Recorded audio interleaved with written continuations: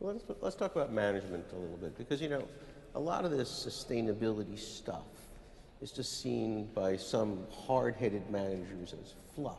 This is the add-on. This is the, you know, it's not that important. It's about public relations and greenwashing. But it looks to me like something is changing. And what's making that happen? What's the dynamic? Why? First, is this becoming more serious in organizations? Is this becoming more a part, like I think it is, but I want to test the reality. I sit here at Columbia and nothing is real, so I want to know about, in the real world, is this stuff really happening? So anybody want to start on that? And why is it happening? Should we go down this way again? Yeah. Okay, sure. Go ahead.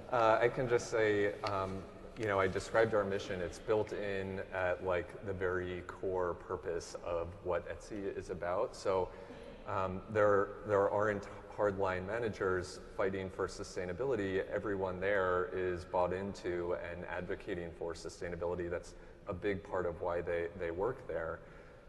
So it's really embedded into every layer of the company. It's demanded by employers, by employees rather. It's part of our brand. You know, I think one of the biggest factors is it just makes more sense economically than it may have 5, 10, 20 years ago. You think of whether it's renewable energy, the cost of solar has come down extraordinarily even within the last 5 years. The cost of battery storage, which drives electric vehicles and storage options for the grid, that's come down dramatically. Sensors, and you think of Internet of Things and all these options around building systems management. That's technology that didn't exist or was extremely costly. So these things, in addition to attracting people who want to be green or corporations who want to be green, organizations are just doing this more because it makes a lot more economic sense than it did historically. And we're going to continue to see that trend because just like, you know, the computing devices we all carry, you know, everywhere, get better every year, so we're seeing many of these technologies improve, and as they scale up, we're going to continue to see efficiencies. So the technology is reflected in price, and that's making this real to managers, at least some managers. What do you say, Slim? So I think for those who live in the real reality, not an alternative reality, it's completely clear. Is this fake news? Not fake news, that climate change is happening. And for those who look at risks today and in the medium and long term, again, it makes total business sense to incorporate those risk factors that we're seeing play out today in every industry, slightly differently.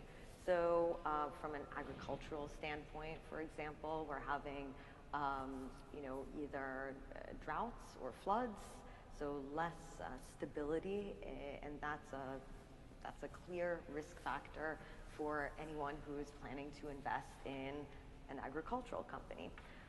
Similarly, buildings that are located along coastlines are being affected by floods, and that's a reality for people who are interested in investing in buildings. So I think because we're seeing the reality of climate change today, any sane business person cannot afford to ignore those risks.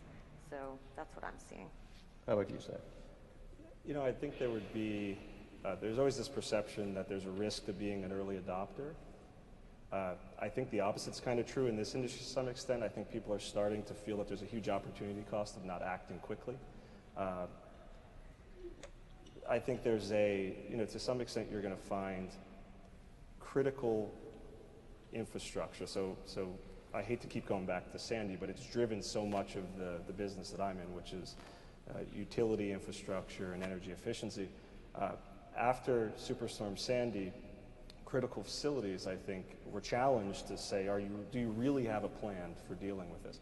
And it's not just risk of a bulk out, you know, power outage. It's also the economic shock that would come if you don't have a plan for how you'd replace an asset if it's not functioning the way you thought it would.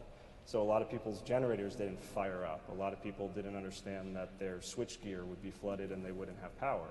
So it became a situation where people hadn't really thought about the resiliency aspect of their facilities as well.